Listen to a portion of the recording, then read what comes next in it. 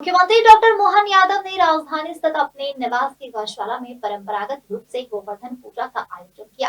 विधि पूर्वक पूजा अर्चना पुरातन परंपराओं के प्रति अपनी आस्था व्यक्त कर नागरिकों को इस सांस्कृतिक धरोहर से जोड़ने का संदेश दिया।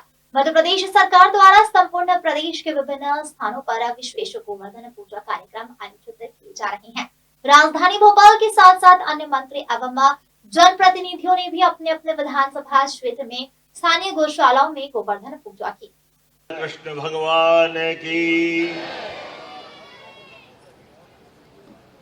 आज के इस अवसर पर राज्य स्तरीय गोवर्धन पूजा का कार्यक्रम और मंच को शोभायमान कर रहे परम पूज्य स्वामी अच्युतानंद जी महाराज साहब, परम पूज्य स्वामी हरिओमानंद जी महाराज साहब, आपको प्रणाम करता हूँ, आपकी साधना का वंदन करता हूँ।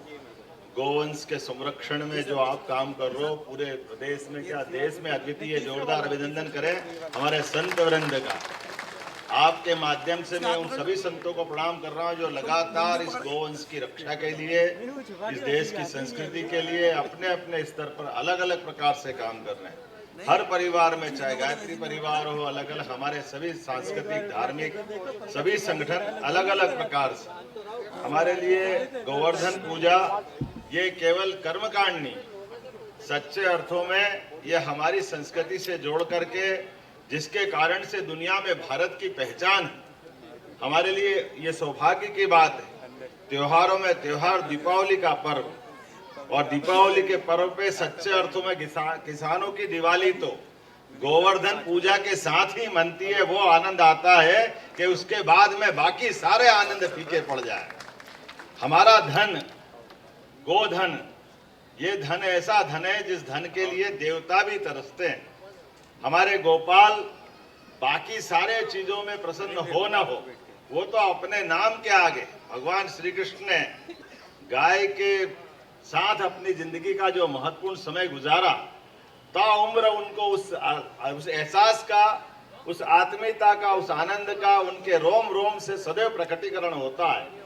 इसलिए गांव की संस्कृति, गाय की संस्कृति, वो चाहे कितने भी बड़े से बड़े महल में जाए या बड़े से बड़ी अट्टालिकाओं में प्रवेश करे, सोने चांदी के सिंहासन से लेके सोने चांदी के मुकुट धारण करे, लेकिन सबके ऊपर वो मोर मुकुट लगा करके हमारी इस संस्कृति का जो एक तरह से गीत गाते हुए संदेश देते हैं। गांव की संस्कृति, मयूर के माध्यम से हमारी गोमाता की संस्कृति, प्रकृति की संस्कृति, परमात्मा के साथ जुड़ने की संस्कृति, इसका एहसास हमको होता है। मुझे इस बात का ध्यान में आता कि गोवर्धन पूजा कई कारणों से अलग अलग प्रकार से भी मनाई जाती। उसमें एक बड़ा कारण भगवान कृष्ण का 5000 साल पुराना वो घटनाक्रम भी, जिसके कारण से भगवान ने गोवर्धन पर्वत धारण किया था। कितना सरल उनका अपना दृष्टिकोण था। अगर इस दुनिया में वर्षा अगर होती है तो वर्षा ऋतु में सबसे बड़ा योगदान पेड़ पौधे और हरियाली का होता है। पेड़ पौधे नहीं होंगे, हरियाली नहीं होगी, हमारे जीव जंतु अपनी अपनी दिनचर्या अगर बदल लेंगे तो निर्जनता छा जाएगी, रेगिस्तान आ जाएगा।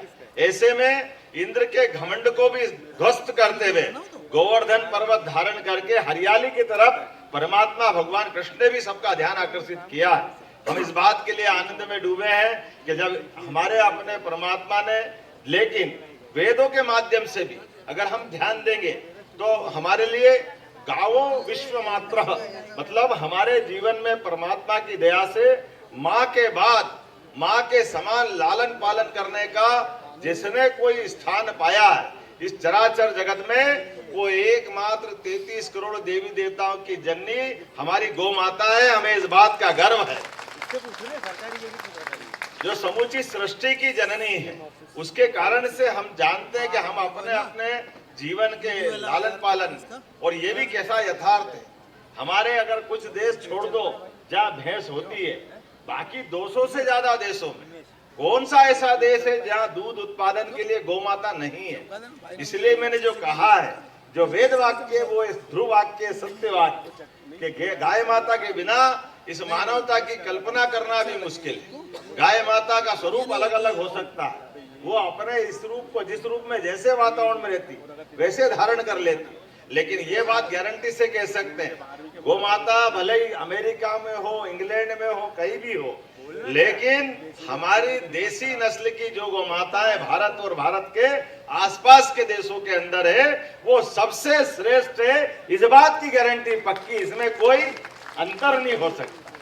और गोमाता के, हमारे गोधन के वंश के भी कैसे कैसे तरीके हैं।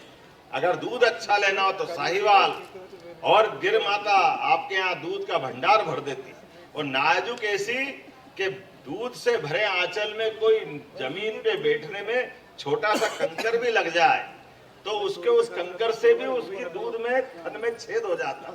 इतना महीन उनका अपना चमड़ी का, उनका अपना आनंद है। लेकिन गोरस देखो तो बाल्टी पे बाल्टी भराए चले जाओ और आप निकाले चले जाओ, कोई अंदाजा लगा सकता है कि कोई केवल जर्सी देगी? अरे गिर के नीचे का दूध भी नाप के देखो, 10-20 लीटर तो मामूली बात। मैं तो ऐसी कई, मेरे अपने घर के अंदर का मेरा अनुभव बताता हूँ। मेरे अपने परिवार में मालवी गाय, महाराज जी बड़ा आश्चर्य लगता था। हमारी मालवी गाय के मामले में हमारे पिताजी को थोड़ा सा गुस्सा आता था कि तुम लोग जरा नादानी करते हो। वो गौ माता ऐसी थी कि जब चाहो तब दूध निकाल लो, बच्चा हो तो ठीक है, नहीं हो तो ठीक है, जितनी चाहो उतनी बार निकाल लो। हमारे कर्मचारी खेत वाले थोड़ी गड़बड़ी करने लग गए कि जब भी दूध पीने की इच्छा होती थी तो वो दूध निकालने लग गए। अब वो गौ माता ऐसी बिल्कुल परमात्मा की कृपा जैसी, तो उन्हें दो एक हमारे कर्मचारी की पिटाई कर दी कि वो सीधी है, वो आशीर्वाद दे रही, लेकिन तुम तो परमात्मा की, तुमको तो अकल होना चाहिए, ऐसे चाहे जा कैसे करने लगे। लेकिन ये पता नहीं कितने रूप में आती, और इस रूप में उनका नाना प्रकार से, लेकिन वो मानवता का संरक्षण करती। हमारे लिए और आनंद की बात है, जब हम अपने गोधन की बात कर रहे हैं तो हम शासकीय दृष्टि से भी इसको जवाबदारी से कहना चाह रहे हैं। हमारे प्रदेश का क्या, देश का भी, अगर हम धार्मिक महत्व गोमाता का गाते हैं तो उसका आर्थिक महत्व भी हमारे लिए। गोवंश के आधार पर कृषि आधारित व्यवस्थाओं में गोवंश के बिना कल्पना करना मुश्किल है।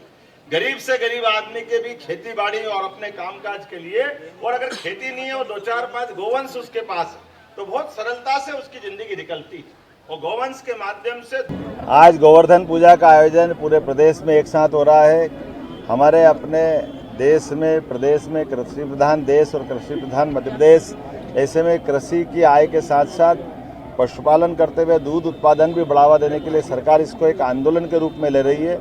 इसलिए हमने पूरे प्रदेश में गोवर्धन पूजा का आयोजन भी किया है। जब पूरा समाज मनाता तो सरकार दूर कैसे रह सकती है। ऐसे में हमारी संस्कृति से जुड़ने का मौका भी मिलता है और दूध उत्पादन को बढ़ावा देने के लिए एक अवसर भी मिलता है।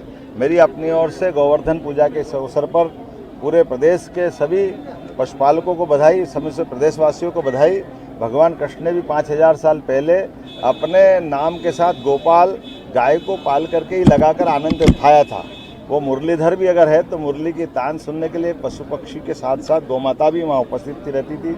मैं आज के इस अवसर पर अपने मध्य प्रदेश के अंदर सरकार की गणना के आधार पर पूरे देश में हम तीसरे नंबर पर गौ माता के नाम पर 1,39,00,000 से ज़्यादा गोवंश हमारे यहाँ है। हम कोशिश कर रहे हैं कि जो दूध उत्पादन की क्षमता भी 9% हमारे है, इसको बढ़ा करके 20% तक ले जाएंगे।